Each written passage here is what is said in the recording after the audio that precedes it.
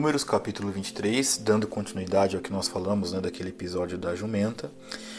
Então Balaão segue o caminho ao qual Deus permitiu que ele fosse, e aí ele se encontra com Balaque. E aí, o próprio Senhor orientou Balaão dizendo o seguinte: você vai construir os seus 7 altares, você vai até lá ao Balaque e você vai dizer isso a ele. E a intenção de Balaque qual era? Era levar o Balaão para ver o povo de Israel, para que este amaldiçoasse o povo de Israel.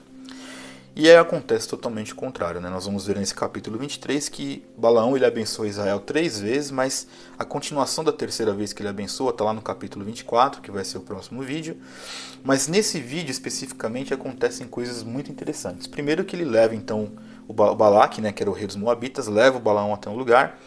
E aí, ao invés de ele abrir a boca para poder amaldiçoar o povo de Israel, ele vai e começa a abençoar o povo de Israel, e aí ele vira, né? Em dado momento ele diz assim, dentro das suas... no momento que ele estava ali profetizando essas bênçãos, né? Ele diz o seguinte: como é que eu posso amaldiçoar a quem Deus não amaldiçoa? Muito interessante. Só que aí, Balaque vai até Balaão e fala o seguinte: mas o que você está fazendo, né? Porque eu chamei você aqui para amaldiçoar esse povo, e você está abençoando esse povo, né? E aí Balaão responde para ele, falou: olha, será que eu não devia ter o cuidado de dizer apenas o que o Senhor pôs na minha boca? Muito interessante. No momento então seguinte, o Balaque ele faz assim: ó, vou te levar para algum outro lugar, me acompanha aqui. Quem sabe daqui você vai ver o povo. E aí tentando talvez sensibilizar Balaão, dizendo o seguinte: olha, o povo é numeroso, vai tomar tudo que é nosso aqui, então você tem que é meio que assim, ó, você tem que amaldiçoar esse povo para que a gente seja protegido. Mais ou menos essa era a ideia, né? E aí, mais uma vez, Balaão foi lá, e segundo o que o Senhor havia ordenado, ele vai e abençoa o povo de Israel, né? E é interessante para você ver a postura de Balaque quando acontece essa segunda bênção, né? Ele vira e fala o seguinte: olha, Balaão, faz o seguinte, tá bom, não precisa amaldiçoar o povo, mas também não precisa abençoar o povo. E aí a mesma resposta de Balaão é a seguinte: olha, eu não te disse já, tudo aquilo que o Senhor falar, isto eu vou fazer? E aí eu vou, obviamente, falar da terceira bênção no próximo vídeo, mas aqui nós vamos ter essas reflexões com base nesse contexto que nós falamos agora. O primeiro cuidado que nós, como cristãos, devemos ter é justamente isso, né? Quando estivermos pregando e falando do Evangelho, nós deveríamos falar apenas aquilo que o Senhor nos disse para falarmos. O Evangelho não pode ser associado com coisas de achismos, com mundanismos que são meus. E nesse contexto eu não estou falando de meramente uma experiência sobrenatural, né? Estou aqui falando e o Senhor está aqui falando comigo e eu estou produzindo isso para vocês. Não.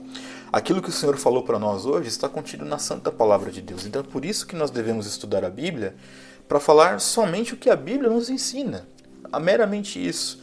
Então a nossa função, talvez olhando para Balaão, que era aquele cara que cometeu aqueles erros, mas que hoje entendeu, nesse momento aqui da história, entendeu de fato que ele só devia falar o que Deus está mandando para falar. Isso tem muito a ver com a fidelidade que nós, como cristãos, devemos ter em relação ao Evangelho. Se nós temos que pregar o Evangelho, é só o Evangelho que nós temos que falar, e não, obviamente, doutrinas mentirosas, falaciosas, e nem contribuir de alguma forma para que essas mentiras sejam propagadas.